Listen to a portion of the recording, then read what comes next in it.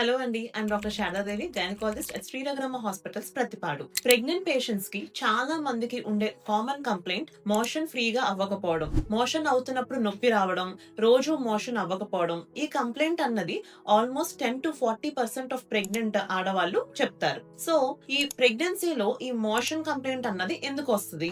బాడీలో progesterone hormone ఎక్కువ అవడం వల్ల, పెరుగుతున్న గర్భసంచి పేగులు నొక్కడం వల్ల, అండ్ ప్రెగ్నెన్సీలో మనం వాడే ఐరన్ టాబ్లెట్స్ వల్ల మోషన్ అన్నది కొంతమందికి టైట్ గా అవుతుంది. సో దీనికి మనం ఏం చేయాలి? రోజుకి కనీసం 3 లీటర్స్ ఆఫ్ ఫ్లూయిడ్స్ తీసుకోవాలి. అంటే తాగడానికి వాటర్ కానీ, బార్లీ నీళ్లు కానీ, పల్చగా ఉప్పు లేకుండా మజ్జిగ, ఇలా ఏదో ఒకటి సంథింగ్ టు డ్రింక్ రోజు కనీసం 2.5 to 3 లీటర్స్ ఆఫ్ ఫ్లూయిడ్స్ అన్నవి తీసుకోవాలి. పీచు ఎక్కువగా ఉన్న పదార్థాలు అంటే బీరకాయ, పొట్లకాయ, చిక్కుడుకాయ, దోసకాయ, ఆనపకాయ, ఆకుకూరలు ఇలాంటివి ఎక్కువగా తీసుకోవాలి. అరటిపండు తీసుకోవడం, పాలు తాగడం లాంటివి చేసిన మోషన్ అన్నది కొంచెం ఫ్రీగా అవుతుంది. బాడీకి ఎడిక్వేట్ ఫిజికల్ యాక్టివిటీ ఉండేటట్టు చూసుకోవాలి. అంటే రోజుకి కనీసం మార్నింగ్ ఒక 15 to 20 మినిట్స్, ఈవినింగ్ ఒక 15 to 20 మినిట్స్ కొంచెం ఇంట్లోనే మీకు కంఫర్టబుల్ గా ఉన్న స్పీడ్ లో వాకింగ్ లాంటిది చేయాలి. ఒకవేళ ఐరన్ టాబ్లెట్ వల్ల మీకు మోషన్ టైట్ గా అవుతుందంటే మీ డాక్టర్ ని కన్సల్ట్ చేస్తే మీకు different formulation of iron prescribe చేస్తారు. అంటే ఐరన్ టాబ్లెట్ లో ఇంకో వేరే రకం ప్రిస్క్రైబ్ చేస్తారు. ఇవన్నీ ఫాలో అవుతున్నా మీకు ఇంకా మోషన్ టైట్ గా అవుతుంది, నొప్పిగా ఉంది, ఇబ్బందిగా ఉంది అంటే మీ డాక్టర్ ని కన్సల్ట్ చేస్తే మీకు లాక్సేటివ్ సిరప్ కూడా ప్రిస్క్రైబ్ చేస్తారు. అంతే తప్ప